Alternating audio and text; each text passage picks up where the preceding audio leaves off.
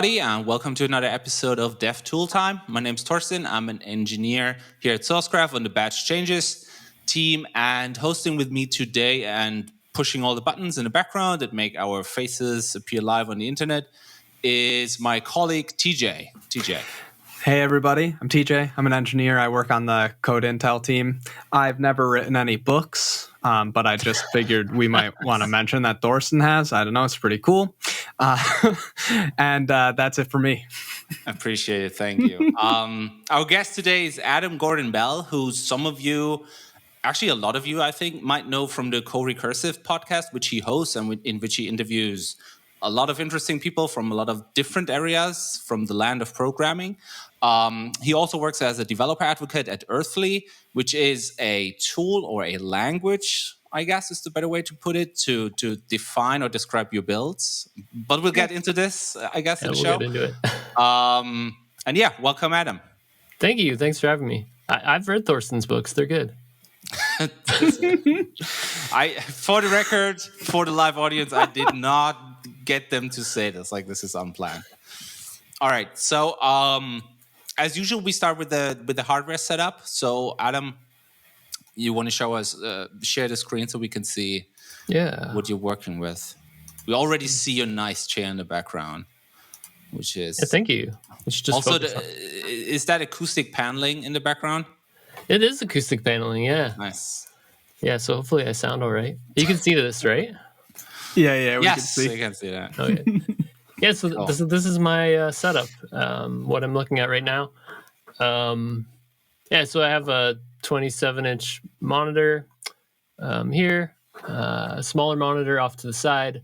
I was trying to see what size it was before we started, so I was looking on the back of it, and all I could find is it says property of Tenable, which is the company I last worked for, so maybe don't. Whoops. We won't tell anybody. Yeah. Your secret's safe with us. You just told the internet. Like, that's done. Hopefully nobody from IT is here. And then I have a Logitech like gaming mouse that my coworker recommended to me. That's really nice. It has like some nice thumb buttons that have become more useful than I would have thought. For what? Like for like going back and forth in a browser, or do you have some special bindings? Yeah, so back and forth is like the main thing. There's two buttons for back and forth, and then there's just like a horizontal scroll wheel for like scrolling this way. Ah, nice. Yeah, that's cool. Yeah, it turns out to be pretty handy. What else? This is my cat, Griswold. Nice. He's basically always here. Actually, I kicked him out, so he's not in here at the moment. So he just sleeps there.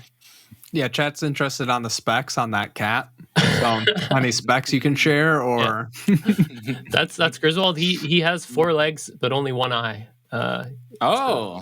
Interesting. So interesting specs. He was a shelter cat, so I don't know. We got him. He was in a bit of a rough shape. Anyways, nice. He seems to be doing well. Yeah. Nice to see he has a comfy place now. That's cool. Yeah, he's in his retirements. Behind Griswold is like a 16-inch MacBook Pro that all this stuff is plugged into. Yeah, and I was saying, go ahead.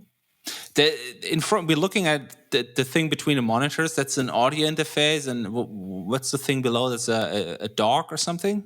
Yeah, this is like Cal Digital dock. So everything just plugs into this, and then I think it has like a single Thunderbolt thing that goes into the Mac. Except you can see my mouse, right? This is an Ethernet over here. That's and the microphone, as a podcaster, how many microphones did you go through or test or something? Yeah, I think I started with that blue... the Blue Yeti? Yeah, no, I just had the blue Snowball in the very early days. Okay. But then, I don't know, I went through a couple, but I have this. This is the RE20. I don't know. It's like a common microphone that they use for radio. Seems pretty good. Yeah. Yeah, sounds good. Sounds great. Into this... Mix Pre 6, which is like the audio interface that you see there. Yeah, I mean, you also got as a podcaster, you got a good excuse. Me here, when friends see this in my room, they laugh, and then they ask, "Do you sing? Like, what's this for?" And then I like to show off. You mean they're not watching Dev Tool Time? Huh? Weird. They're waiting for the box set, I guess. People like sometimes you just got to buy things. Like that's just. Yeah, that's true. That was my pandemic buy, that microphone. Nice. Oh yeah, and when I first got these two monitors hooked up, I did have problems with the MacBook Pro overheating. So I wanted to show you guys, like behind Griswold, this MacBook is actually sitting on a 45-pound weight, like a, what do you call it? Like for weightlifting. A plate for barbell or something? Yeah, like this is, I couldn't get a super good picture of it. But there's 45 pounds of iron makes a great heatsink and just keeps the MacBook from overheating. It just slowly sucks out all its warmth all day. So that works great. That's right. Does the desk still go up with the? Yeah, it's an up and down desk, and 45 pounds doesn't seem to make a difference. I think I could sit on it and still make it go up and down. Nice. And I bet the cat appreciates the iron slowly getting hot. It's like slowly heating him. Yeah, exactly. I was wondering if you got the weight like from the Apple store, or was there like a special deal for that or something? Yeah, this is like an Apple branded. Okay, cool. That makes sense. Yeah. It connects via proprietary dongle or? Yeah, no, it's totally proprietary. Can't actually use it for weightlifting. Oh, okay. That makes, okay, now I understand. Yeah, that makes sense. It's actually like I have these weights and this is the one I get the most use out of because I spend more time at my computer than I do. Nice. That's another twist on this fitness equipment where people usually hang their clothes on or something. Yeah. But now I use my iron plates as a heatsink for my laptop is a new one. Yeah. Now you know. Cool. All right. So we want to dive into what your daily setup looks like, your daily work. Oh yeah, I want to mention the keyboard actually. Oh yeah. So like this is my keyboard. This is not special. It's just a standard Mac proprietary keyboard or whatever. But like I used to have, and I found a picture. This is like from years ago, but I used to have like a very complex, like hand built. I don't know if I can zoom in here, like split keyboard that I built myself and that I programmed with, and I had like a very complicated. Like this is my keyboard layout that I was using. If I can make that bigger. That doesn't look good. Anyways, this was great. I slowly built up like a completely custom keyboard solution for myself. And then I've since completely abandoned it and gone to just like a standard MacBook keyboard. I just found that, what actually happened is I broke my keyboard. Like I had to solder it myself. And after years of using it and the soldering broke, and like I found that I was like unable to use a normal keyboard, and it was a really frustrating experience to switch back. So once I switched back, I just stayed. But the to set this all up, I had to develop. I had to add some changes to like the open source firmware software for the keyboard. And the features that I added seem to be popular. So I feel like the most impactful code that I may have developed was actually something to make this hand-built keyboard work, because it seems to be deployed on a lot of like strange mechanical keyboards now. Nice. But you abandoned it, and I feel like this tale is as old as customization. Right? You get into your custom set, one day it breaks, and you go, no, this is not worth it anymore. And you're abandoned completely. Totally, yeah. I was wondering what's the thing you missed most from your custom keyboard, though? Oh, like, so the thing that I had was, let me bring this back up. Oh, wait, that's the same picture. So I had these keys. So in the home row, if you held down the keys, they acted as modifiers. So like if you hold down the D key, then that's control. So if I want to do like control F, you could just like hold D and press F. So all my modifier keys were just like on the home row. That was like fantastic. It's also the thing that made it super hard when my keyboard broke, because like I was just used to holding down all these keys and it wouldn't do anything. It's like, why does it just keep typing D repeatedly? It's like, oh, this keyboard doesn't have that feature. How long did it take you to get comfortable with that layout, or fast? I guess it like, so I started off with like a split keyboard that was like fairly normal QWERTY. Yeah.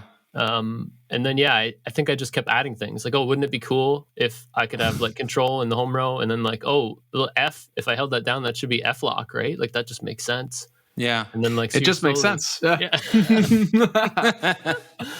And so I was slowly adding things like you're accumulating them. It's like, like you're like Vim RC or something. You just like keep on adding little tweaks. And then all of a sudden you're like, okay, this isn't even like standard anymore. I don't know how this works, but it's what I need.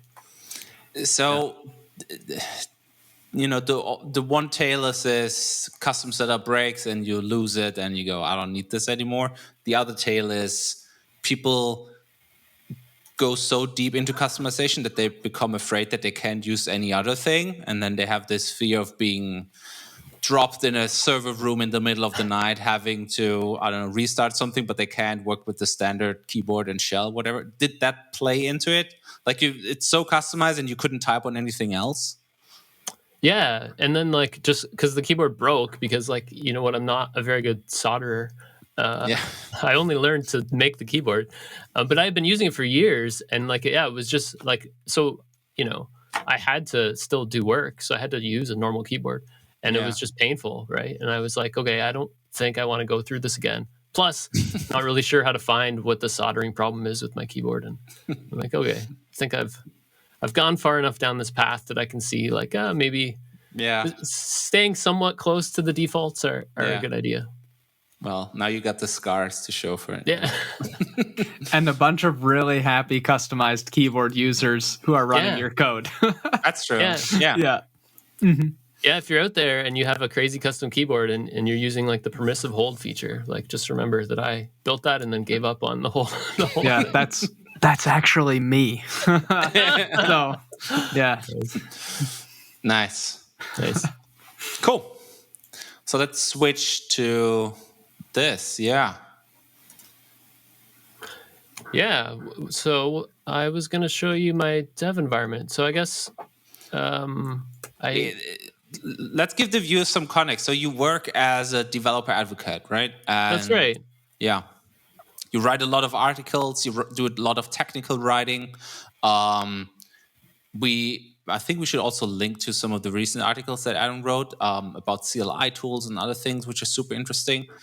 And you approach this as a programmer, not as a writer doing technical writer, but as a programmer doing technical writing, right? Yeah, because like when I started doing writing, like, so I set up the blog. We use like Jekyll, and it's just like text files, like Markdown, and I open up VS Code, and it's like I want this kind of experience that I was used to as a developer, right? Where you have like linting, and you have like compilers, and you have like a build pipeline that tells you, if things work or not. And like also Earthly, like we kind of make a build tool. Like we do make a build tool. So like builds and this idea that like you should be able to validate. Like I want to be able to, if I write something, I want it to not deploy if there's spelling mistakes. I want it to, I want this kind of like CI workflow, but for writing. So that's kind of how I approach things. That's cool. I think that's also one of the things other people miss the most about this kind of stuff. Like once you have, I don't know, let it be a linter or tests or a type system or something. But as soon as you lose that immediate feedback, that tied feedback loop, you start to really miss it.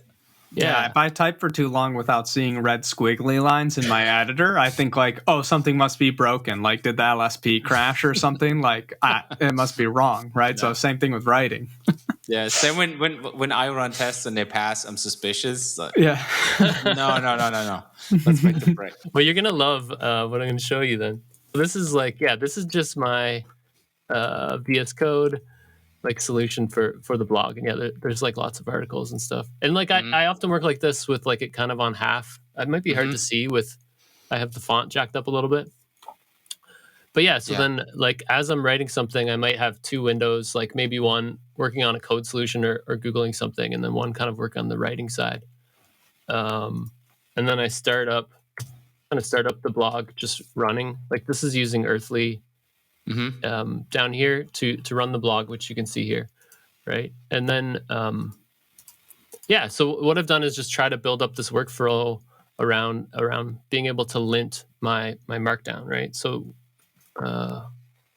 this is a standard Markdown file, standard Jekyll site, right? yeah. So far, yeah. Yeah. And so like the one thing I do is I have this tool called Markdownlint. You run this, it takes a bunch of options about Markdown, and it does some linting for it. So if we go Markdownlint, forget the options, do this. So Wait, what did you just do? Was this searching in the history? Yeah. So this is this tool I use called McFly. So it just searches through the history. So I just hit Command R, right? Yeah. But instead of just looking through your standard history file, it kind of improves it a bit. So one thing it does is instead of just a giant history file, it scopes the changes to the directory you're in. So it's keeping track of the history based on like what project you're in. Yeah. And then the other thing it does is like it's tracking how often you run these certain things, right? So you can kind of think of it as doing like, okay, if I type Markdownlint, what's the most common thing that I run afterwards? Like nice. You see dates here, it's like most recent. And then like it actually, based on what I choose here too, it will kind of say like, okay, next time he searches for Markdownlint, right? He probably wants this top one because that's what he's going to run. Nice. So I think it uses like a really small neural net, but it's basically just like a really improved history file to like keep track. Yeah, I remember this was a while back on Hacker News or something where neural net for your shell history or something. Yeah, but I didn't know that that you can use it to replace the normal Control R flow. Yeah, that's really cool. Yeah, it's nice. So like, yeah, most of the time it's just because I don't remember like what I was running, right? So it's like Nice. Yeah. So cool. Markdownlint, yeah, you just pass it the path, right, to the yeah. Maybe I should make this bigger. You just pass it the path to basically the post you have, and then it gives a bunch of errors, right? So things that it found that were a problem. So I started writing this article, maybe got ahead of myself, but it's about DevTool time and how I was on it. And like it has a bunch of problems. So you can see all the problems it found here, right? Like blank lines around headers. So I think like it gives you this kind of experience that TJ was talking about, right? Like I want to know like what I did wrong here. So okay, so that is Markdownlint running in the background in VS Code. Oh, you mean like, yeah, so this is running it at the command line down here, and then yeah, there's a VS Code extension for it that just puts it in here.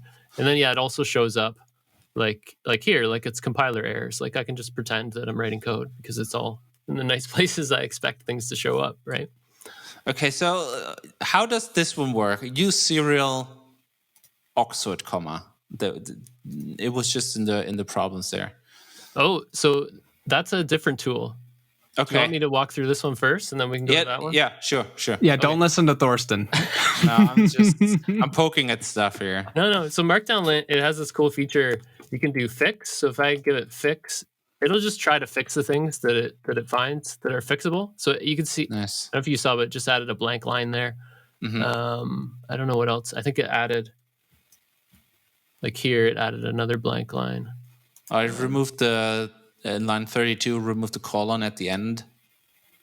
Oh, yeah. Because you shouldn't really have a colon, like heading and then a colon, right?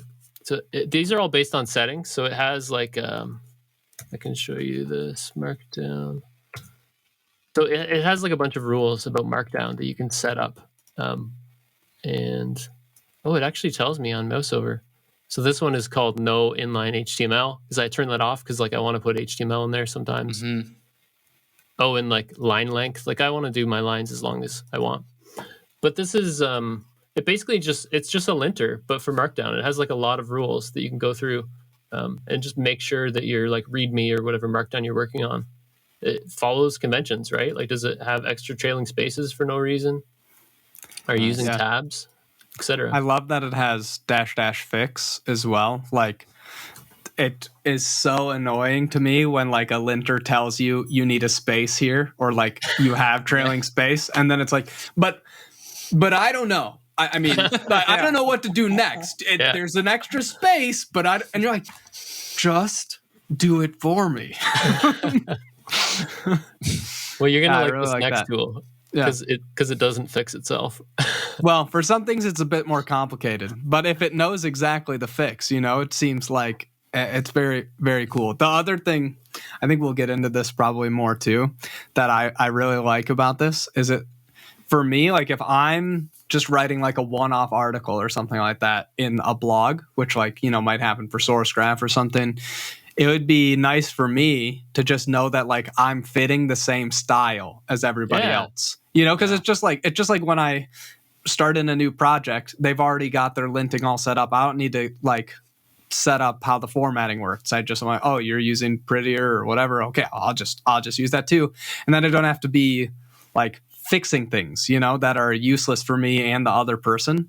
So that's something that for technical writing, I hadn't really considered the possibility of before we talked, when I'm like, just fix all my writing to be like everybody else's, in the same format. I like it. Yeah. It's like you can constrain the solution, right? It's like, go ahead. It's the same with the whole formatting tools. A couple of years back, like Go Format was one of the first ones, I think. And at the beginning, people were like, "It shouldn't do this. That's not my preferred style." And after a while, just that it fixes stuff for you outweighs your personal preference. Yeah. And as soon as you have this, it's like, just format. I don't care. Like, and there's tools like Black, the Python formatter is a good example of this too, because it's just like you can have it. The title comes from, you can have the car in whatever color you want as long as it's black. Nice. And so from Ford, right? And the point of it is like, no, we're just not going to argue about style. There's like 3 options, and they're just like, how long do you want the lines to be, more or less, And then Black does all the formatting, and it's always the same every time, no matter what. And at first I felt some like sadness, my team picked it up in my last job. I was like, but I kind of like when I do this little thing. But then like a week later, I was like, I never had to press like backspace and enter again to move something on a new line, and no one's like angry about the choices. We're just like doing the dev. And the last bit about it too, especially for code, that I think is kind of fun, is that I think like your brain sort of trains itself to like pick up on patterns or idioms in the code maybe a little bit better when all the text like looks the same, which is kind of fun. And so then you just like hop into another project also formatted by Black, and it looks the same, and you're like, all Python code everywhere looks the same. This is awesome. So I think it's it was like when I was doing Scala development, like Scala is super flexible as a language, which is awesome. But like the biggest change that we put in that was like a big game changer was like a formatter, and like everyone hated it. Like the way it formatted things, like nobody liked it, right? But it was like we can all agree that this is like, once you get used to it, it's just like, oh, we don't have to fight in the PR about how this should go or whatever. It was like, such a game changer. You didn't have to fight because nobody liked it. Let's pick the style that nobody likes, and then nobody wins. Everybody has their own little quirks, right? It's like you can never find something that makes everybody happy. But didn't Olaf work on that? Olaf Gearson? I think so. Yeah. He tweeted something. Yeah. He works on Code Intel with us, Scala format guy. Nice. So I'll tell him that you said nobody liked the format. It was optional. It's just like, to see whether in like the Stack Overflow survey, if they had a question, how much do you care about code formatting, how much it went down over the past, say, 5 years or something. Because, like TJ said, like 10 years ago, if you would have asked me, I would have said, I put my heart and soul into these white spaces. Like this comma, I put this here because it had to be here. Like this is, it could only be here, but now I don't care. Like I want to hit the button and it should move stuff around. All right, let me bring this back. So, thanks for moderating this, Adam. We're so glad to be your guest on Dev Tool Time. So like it's just so some of the problems it couldn't fix, right? Like it's like this is a H1. It's like you already have an H1, so we just have to fix these ourselves, right? But Ourselves. Yeah. there's another. Well, that makes tool. sense. What is it supposed to be? You got to choose. Yeah, That's know, true. right? That's true. But there's this other tool I like called Veil. So it's also a command line program. I don't know if you can read that. Because we fixed a bunch of the problems, but you can see there's still, like, according to this, 29 problems left. Oh, I think it's because I have 2 articles open. So there's still like 9 problems left. So they're coming from Veil. So Veil is syntax-aware linter for prose. So it comes right out of like what you were talking about, TJ, like tech writers wanting to have a way to have like a style that they could enforce across like all of their documentation. And so the type of errors it can do are pretty cool. So here it says like dev tool time should be in title case. So title case is just like, so this is a rule that I set up where like everything that's a title has to be capitalized like that. Actually, how did you make that rule? Yeah, good question. So wait, come back here. So this is the rule. Sweet. So this is for H2s. I don't know. It's just written in whatever this format is. I guess it's YAML. And yeah, so I say the scope is an H2 heading, and it needs to match the title. Oh, I think this is like a built-in variable for title case, and this is capitalization. So, sorry to be a guy, but what kind of title case? Yeah, exactly, right? There's like there's sadly like 30 types of title case. There you go. But the nice thing is that because I'm using this tool and because it will fail the build if it doesn't match the title case, like whatever title case I'm using is whatever they use. Like it's just, I don't have to worry about the hundreds of types of it. So you have for one rule, you have one YAML file. Yeah. And I'll show you some other ones. Yeah. So yeah, we can fix that. Oh, no. So this rule, they can get more complex. So this rule just causes an error if you have like to do or fix me or whatever left in it, right? That's just for my own sanity because I put in like, to do add some stuff. That's pretty. Can you go back for a second? That's really the rule. That's really nice. Easy to write yourself. Yeah, the rules are really nice, and there's also like sets of these rules from various companies. Like Microsoft uses this tool for their documentation, and all their rules are open source. And nice. A couple other companies, like Linode, Spotify. So like the companies build up their own kind of standards, and then that's cool. Yeah, you can kind of steal them or customize them. Yeah, that's exactly like the thing I was talking about too, because it's like, man, it would be awesome if I just had a source graph one, right? And then I know that like, oh, this is how we want titles formatted. And so it doesn't look like goofy to normal readers of the blog or something, or I don't have to spend like twice as long talking and like wasting the content team's time that what they're like, TJ, could you fix title case? And I'm like, yep, I did. I'm like, no, in all the titles?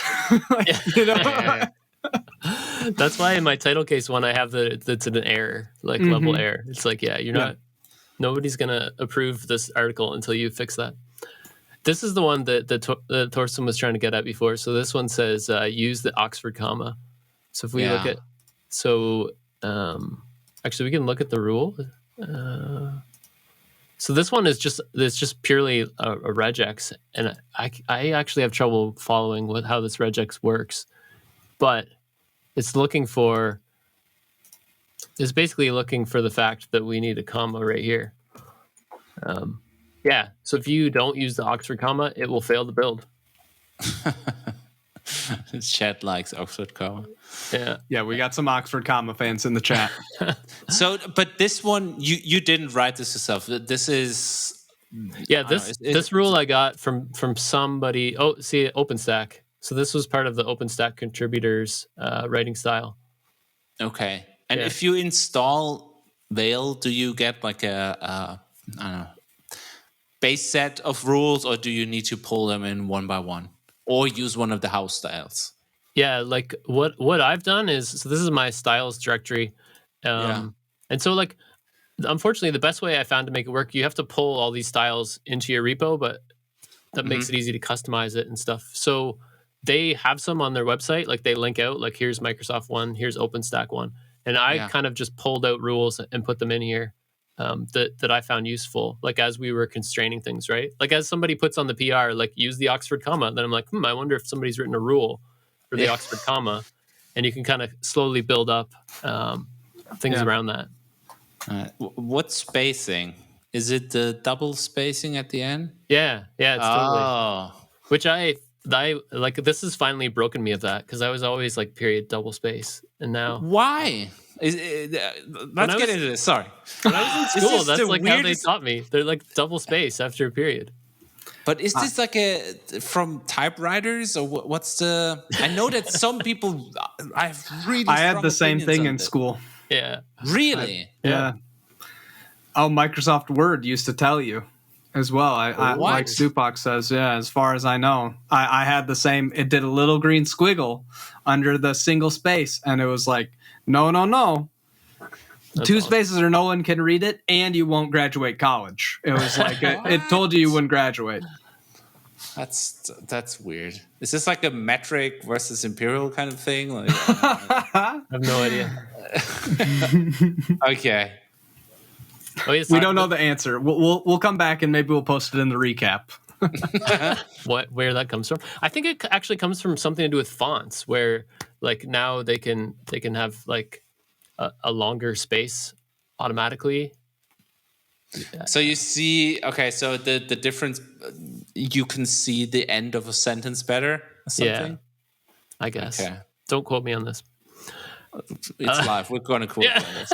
It's too late. We're pulling that out. That's on the tweet about the episode. That's what we're going with. Yeah. So here's another rule. Like I found this, I don't know, but like I put at the end of the day, and it highlights it and says like, yeah, that's like kind of cringy corporate speak. Like maybe you should remove that. At the end of the day. Can you rename the rule to be hello, fellow kids? Yeah, exactly, right. What else? Low-hanging fruit? It's on my radar. Bang for your buck. Synergy. Nice. Take this offline. Oh no, I used that one recently too. Uh-oh. So we can add your little phrases to this. There's another one that it has. If I go down here, I put like, it's all thumbs. It's like, all thumbs is a cliche, and you can kind of look, and it has like, I don't know who put this rule together, but it's just a giant list of cliches, and it's like, listen, don't use these cliches. They're kind of like overused. Yeah, they're a bit cliche, you might say. Cliches. Mm-hmm. You cannot use a fine kettle of fish in your book. Your book would have never got completed.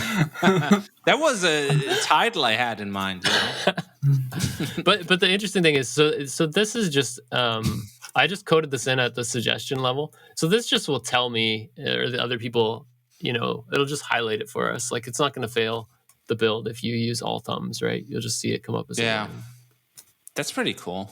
Yeah. There's this reminds me of what people say, or what I'm super conscious of when I do writing. Don't use simply or just. Yeah. Because it's just a filler word, and often it's not simply something. Right. If it was simple, they wouldn't be reading it. Like, Is this simple, or it has some, like I definitely have one for really or very. It didn't show up. Double space, yeah. But if I put very easy, there we go. It's similar, right? It's like, this is an empty phrase. Possibly empty phrase. That's so cool. Yeah. But this one you didn't have to fill up your... okay. Possibly empty phrases. Yeah, I don't know. I can't tell you which ones I came up with and then which ones I added. But sometimes I just add to the rules. So that's really cool. That's Veil. So yeah, it also does spelling, right? So if I just put in like made up words, should highlight that. And it's kind of aware of the Markdown syntax. So like if you put something in code blocks, it's not going to like spell check it. Or if I put something in like backticks, then it doesn't care. Yeah. Yeah, that's really nice. Because that's one thing that's pretty annoying when you use like a spell checker sometimes in these is of course, I have a bunch of made up words in the code block. Like all the words are just smushed together. Yeah. Yeah, and the way that like it allows you to customize the thing. So like I had to add Thorsten and DJ to this earlier. We made it. I put your We names made it, here. Thorsten. Okay. Can you add a rule that says source graph is one word with a lowercase g? Is this wrong? Did I do it wrong? Yeah, I can totally add it. Yeah. So let's go back. Where were we? So yeah, the question is this now a spelling thing? Is this cursing? Cursing. No, spelling. Spacing. So I guess what's the easiest rule to add this to? Maybe. No, it's not an overused word. Is it tech phrase? No. But it's similar in pattern to this. Yeah. So if we say company names or something. Yeah. Correct word. Let me say use this instead of this. So we want That's cool. That's pretty easy. Yeah. Mm-hmm. So we want don't use source graph, use capital S, I guess. Yeah. Source graph. That. Nice. Easy. Let's test it, right? So we have it here. Will it show up? Or is it case sensitive? I might have to ignore case, true. Oh, that's the wrong rule. Correct word. So ignore case, true. Did you save the file? Sorry. The correct word? Oh, it's yeah. Yeah, maybe it's okay. Because it's capital S. I don't know. Yeah, we can try. Oh. That's the more common one. I even sometimes capitalize the G just randomly. Between GitLab and GitHub, and it's hard. What if we run it at the command line? I need to install the McFly. Oh, it doesn't. There's a problem with the error. That's a nice error message for. Yeah. Did not find expected key.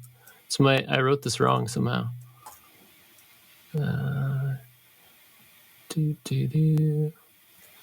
Is it because the single quote starts? We just get rid of this. We just put instead of, which won't make any sense, but we can try it out. See what happens. It seems to be doing something, so that's a better sign. There we go. Yeah, that's nice. Success. Cool. Now it just says instead of, though, because I took out the message. But yeah, it's fairly easy. Yeah, no, that's sweet. If you're not on live streaming to set up your own rules and whatever. Yeah. All right, so we got Veil and Markdownlint. What else do you use here? Oh, yeah. I wanted to show you this program that I use called Funky. So this is Funky. Looks funky, yeah. Yeah, I'm not sure about the name, but Funky, it's super simple. It just makes it easy for you to write little shell functions. And it scopes them to a directory, right? So like in my current path where I am, I just have all these little functions that help me work on the blog, right? So if I type post, it just gives me the path for the current post I'm working on, right? And so so I can edit that by going like this. And so you can see this is just using ls to get like the most recent modified the most recent modified like file in this path. But yeah, you can just like mess with it. Hello. And then yeah. That's pretty, and it's just saved. So it's shell functions or whatever, and it saves them somewhere on disk, so you can also sync them. Yeah. So the worst thing about this tool is it writes them in like one giant line in a JSON blob to this file called .funky. That's why it got its name. Like that's everything else about it is normal, and then they're like, We got to live up to our name. Yeah. We're going to encode it as one line.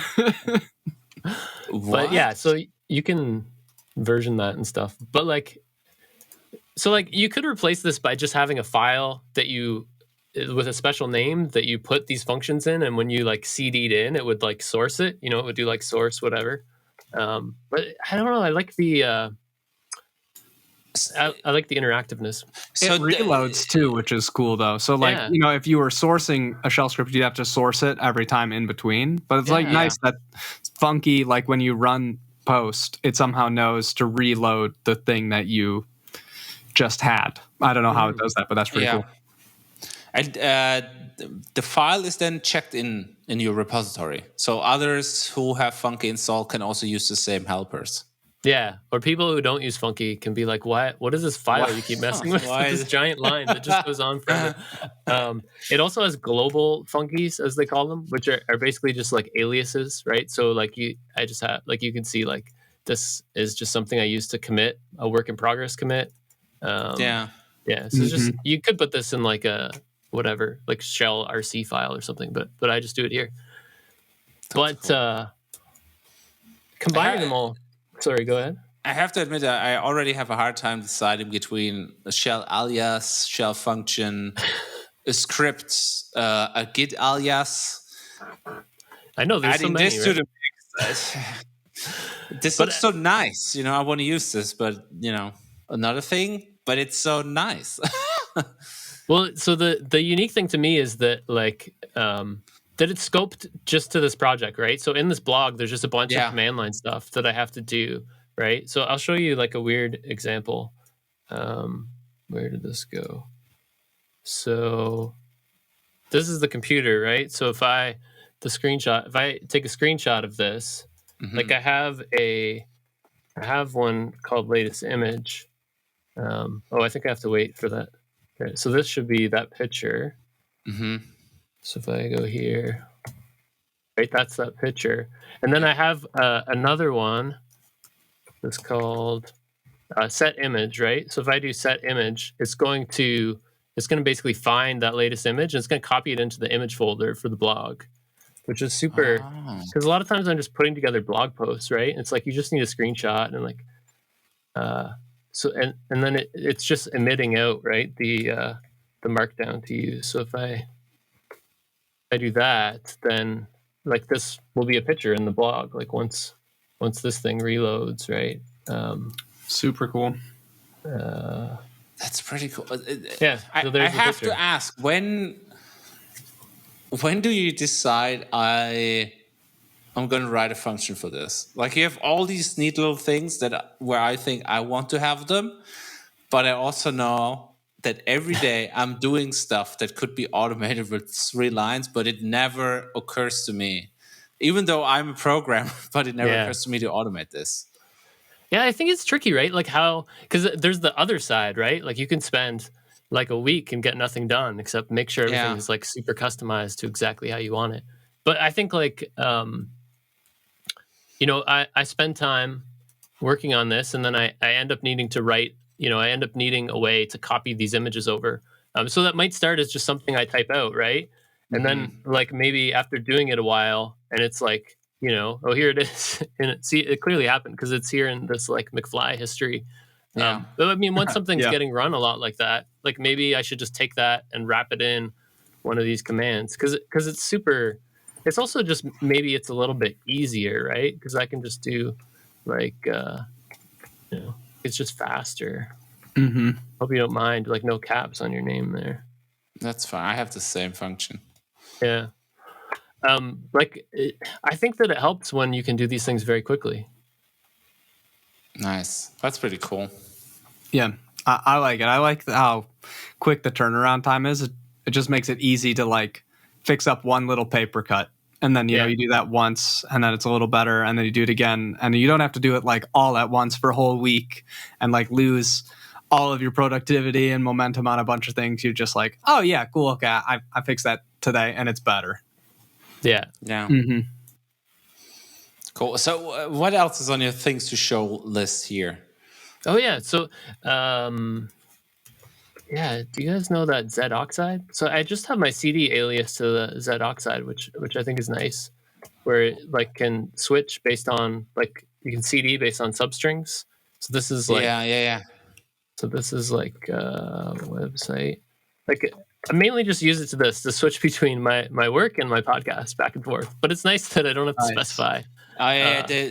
There's a bunch of different ones, right? Like Yeah. I use J and Z and Z. yeah. What I use, yeah, they're pretty. Yeah. Same here. I use it to jump between 3 work directories, Z and 2 letters. But Yeah. So it's nice. I just have CD alias to it, which I mean, maybe that's dangerous. Maybe it's going to be like my keyboard. Like someday it's going to be gone and I won't remember how to change directories, but I think I'll recover from that. You're always stuck in some directory. Yeah. So I'm stuck, always building some weird workflow that I end up regretting. Yeah. What else? Oh, there's how do you like integrate all of these tools into like the build pipeline? You know, like like okay, cool, like they're all running on your machine, but how does it move from your machine to being like no one gets to push with bad title case? Yeah, well, that's a great question. So I use Earthly, which is a build tool, and it's by the company I work at, also called Earthly. But yeah, I can give you a little rundown of how that works. So Sweet. With Earthly, you have an Earth file. Actually, this one's kind of complex. Let me go to a simpler example. So Earthly is like a Makefile and a Docker file kind of combined together. So like my experience is that like when you build like build pipelines, there's like kind of 2 ways you can go. One way is like you kind of double down on whatever the build thing that you're using is. Like you can build complicated scripts in like Groovy for Jekyll, or you can like have this giant like YAML files for GitHub Actions. And the other way is kind of you build something that you can do locally, like maybe you have like bash scripts or Makefiles. And so I think that way is better, that you don't like tie yourself into a build system. You come up with something that's maybe independent of the build. And so Earthly attempts to do that, but it also adds in containerization. So like oftentimes when you want to build something, there's just all these dependencies you need. So Earthly makes it easy to, set up, I need this Docker container and then these things installed, and then I'm going to do this step, and that's my lint or that's my build. So this is actually an example from Jekyll, like the thing that builds my website, like the Jekyll static site generator. They use Earthly. Yeah. And so like when the Jekyll build runs in GitHub Actions, like it does this, it calls this all, right? And all runs the test step, which is a bunch of tests, but they need to test across Ruby versions. So they just use Earthly as an easy way to say like, we want to test this across a whole bunch of different Ruby versions, basically. So at first glance, go ahead. This looks like a mixture of a Makefile and Docker files, or Docker files in a Makefile. Yeah. But you can use it to specify like your whole build process, right? Like this test step, it's not actually producing a Docker container, right? What it's doing is it's running their tests, but it's running it inside a container that varies based on what Ruby version you want to test.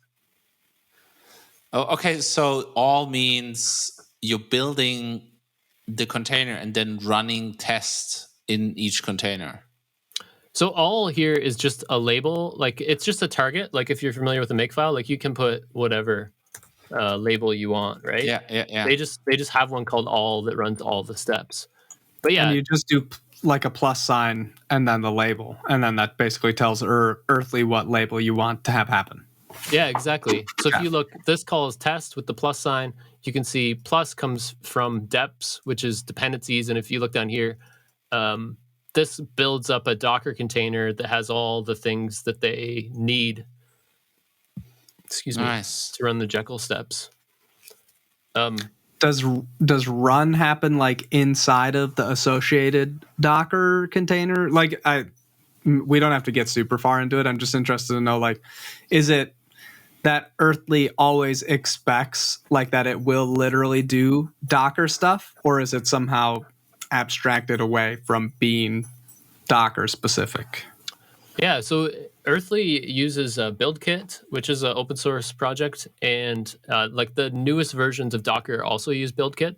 So BuildKit, it's not a Docker runtime; it's a container builder, right? So Okay. that's why it has the same syntax that you would expect of a Docker file, right? Because it's the steps for building a container.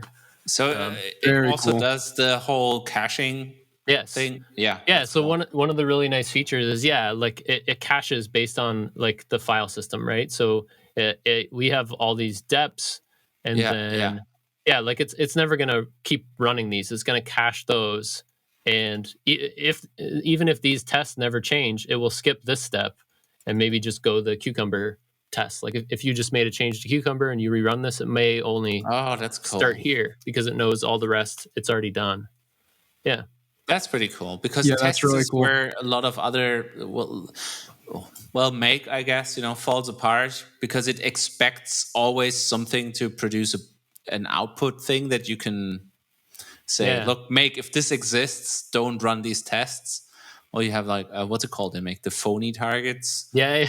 Yeah. And the thing is, like, also make falls down. Well, it can fall down when you try to do things in parallel. And so Earthly, because you're declaring kind of this like, if you squint, you're declaring like kind of a graph of computations. Yeah. So like before these happen, then this one has to happen, and before this one, something else. And so it's able to run, at a certain level of parallelism, dependent upon like how you've laid out your build. And because they're all running inside BuildKit and they're isolated from each other, it's like you're not going to have like things, if something touches this file, like it tries to run tests and compile at the same time and they step on each other or something. That's pretty cool. Very cool. We had a question from the chat, actually. Would you never need multi-stage containers if you're using an Earth file? Oh, it's a good question. So like an Earth file has some similarities to a Docker multi-stage build. I guess like in a Docker multi-stage build, you just say from a lot, right? It's like from and then you do. But the answer is no, you wouldn't need Docker multi-stage builds. Like, cool. Because they're kind of like just a different syntax for doing some of the same stuff. Like for them, once you say another from, I think you're kind of like starting a new stage. But to bring it back to your original question, this is like my lint step, right? So when this build is built, this is where it runs Veil. This is where it runs Markdownlint, and then if I go, and if those like exit one, then it's like, oh, it failed, and now it won't get to like publish or whatever. Yeah, exactly. And I did this ahead of time, so I did push it. And there should be a build here somewhere. Here we go. Click in. Oh, sweet. Click in. I click in. Details. So we can see like this is running the bloglint step, and it has the errors like use serial comma, da da da da. Yeah, awesome. That's even super readable. Mm-hmm. Nice. Yeah, cool. That's really cool. All right, so I'm looking at the time. We're pretty much a full hour here. I guess, Adam, thank you so much for showing us your setup. I took notes, and I'm going to be stealing a lot of it. The Markdownlint, Veil, McFly, that was pretty cool. Mm-hmm. Nice. Cool. Yeah. Awesome. Well, thanks, Adam. Anything you'd like to close with or plug before we head out? I think I just plug lots of cool tools. So I don't know. Check out Thorsten's book. I hear he wrote a book. You make me feel awkward, but I'll take it. You got a new person in the chat, Rex, who says Earthly looks like a cool project. Excited to try it out. So seems like you're on the right track with the pitch there. Nice. Cool. All right. Well, awesome. Thanks, Adam. We really appreciate it, and we'll see everybody else in the audience later. Thanks for hanging out. Bye-bye. Bye, everybody.